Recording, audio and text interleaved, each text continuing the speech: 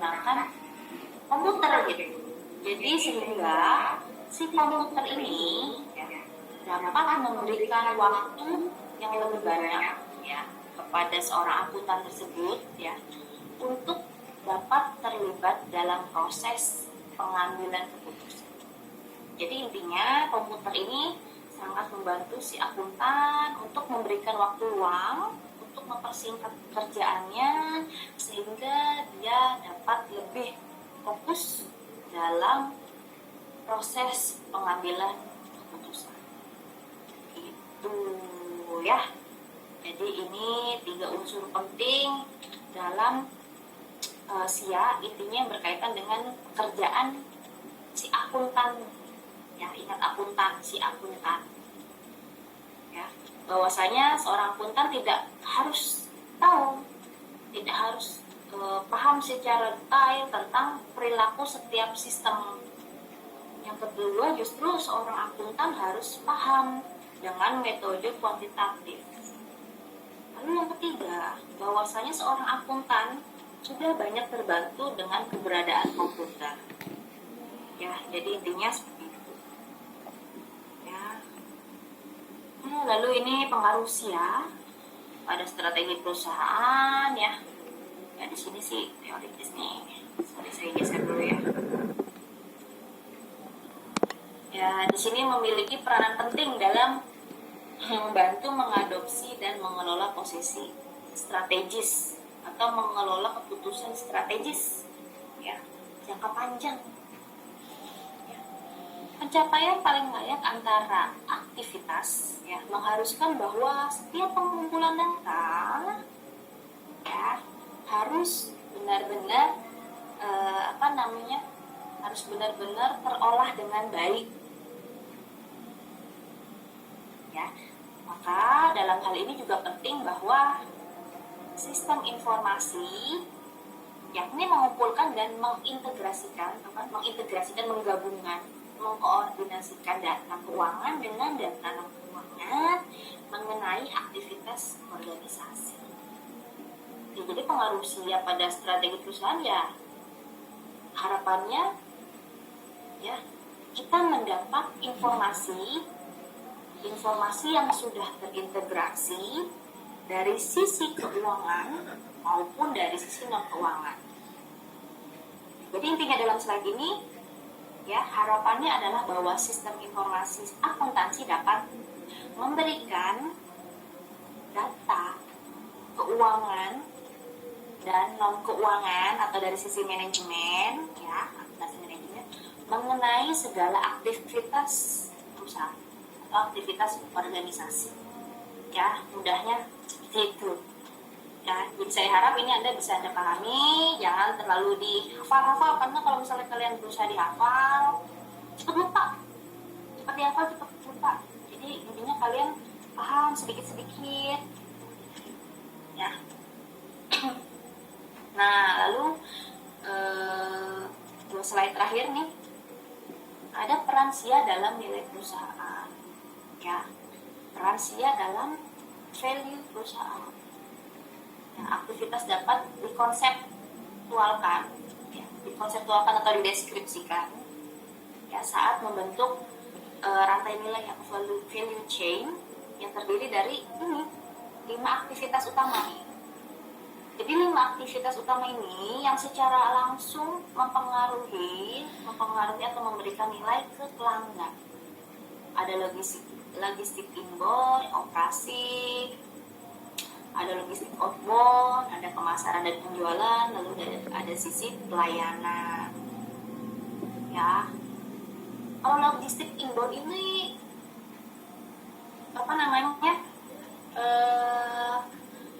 terdiri dari proses penerimaan,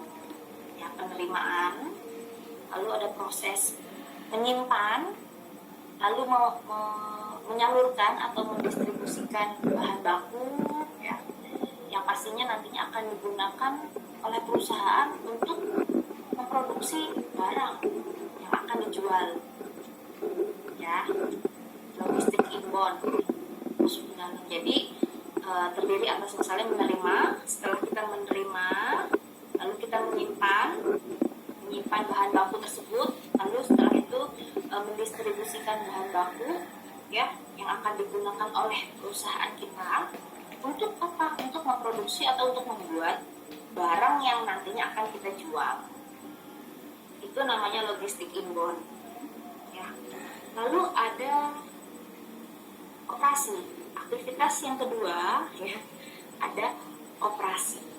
Ya, jadi operasi ini ya proses operasi, proses produksi, mengubah input atau mengubah bahan mentah menjadi produk jadi. Ya, itu proses operasi atau produksi. Mudah kan? Jadi di mana proses mengubah bahan mentah menjadi bahan jadi atau mengubah input menjadi produk akhir yang siap pakai. Itu namanya operasi atau produksi. Cuman bahasa sih namanya operasi sih. Kalau bahasa ekonomi produksi. Ya, proses produksi. Cuman intinya sama. Lalu yang ketiga ada logistik outbound. Ya, ini ada logistik outbound. Apa tuh logistik outbound? Jadi ini lebih ke aktivitas perusahaan itu mendistribusikan atau menyalurkan produknya, produk yang sudah jadi, ya, aktivitas menyalurkan produk yang sudah jadi, yang sudah siap jual ke pelanggan. Ya, jadi kalau inbound tadi kan menerima ya, menyimpan bahan baku untuk diolah. Ya, lalu kalau proses operasi ini proses mengoperasi atau proses produksi. Kalau logistik outbound ini kebalikannya inbound. Produk yang sudah jadi, ya, produk yang sudah jadi, produk yang sudah selesai dioperasikan, disalurkan nanti ke pelanggan untuk dijual. Ya, ada logistik outbound.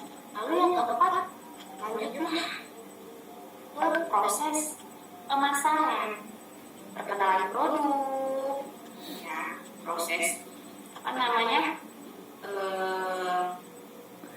perkenalan produk, pemasaran produk, hingga akhirnya closing atau terjadi proses penjualan, ya, pemasaran dan penjualan. Lalu yang terakhir proses pelayanan. Jadi pelayanan ini maksudnya aktivitas setelah purna jual. Ya, jadi contohnya pelayanan garansi produk atau pelayanan perbaikan dan pemeliharaan suatu barang yang telah kamu jual. Jadi intinya pelayanan ini adalah servis purna jual kepada pelanggan. Jadi mentang-mentang nanti barang yang misalnya sudah laku terjual ya nggak asal cutting aja, nggak asal berhenti, tapi ada pelayanan purna jual. Jadi sebenarnya 5 step ini memang saling berhubungan, ya.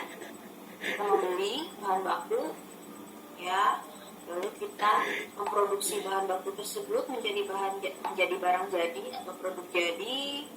Lalu setelah produknya jadi, kita berusaha menyalurkan ke pasar atau kita menyalurkan ke konsumen, ya. Lalu setelah itu kita berusaha lagi untuk memasarkan produk tersebut, ya. Setelah kita berusaha untuk memasarkan produk tersebut dengan harapan akan terjadi penjualan atau closing, ya. Lalu setelah proses penjualan terjadi, jangan lupa pelayanan purna jualnya juga harus dilakukan, ya. Jadi ini 5 inti mudahnya versi apa sih biar mudah diingat aja gitu. Bahasanya kan keren ya, logistik inbound, operasi, logistik outbound, pemasaran penjualan, pelayanan. Ini bahasanya susah gitu, ya kan? Kelihatannya bahasanya keren, susah, ribet. Padahal enggak. Intinya ini, kalau misalnya kalian bisa menginterpretasikan secara baik, secara simpel ya guys, intinya ini, logistik, operasi, ya, logistik outbound, pemasaran penjualan, pelayanan. Jadi yang membedakan ini hanya bahasa komputer aja. Tapi intinya kalau misalnya kalian sudah paham pemasaran aja, paham manajemen, akuntansi ya, intinya sebenarnya sama. Cuman bahasanya kita kita menggunakan bahasa sistem informasi. Ya. Next ya. Nah, ini ya, aktivitas pendukung ya, suatu aktivitas pendukung yang memungkinkan akan dilakukannya 5 aktivitas utama secara efektif dan efisien.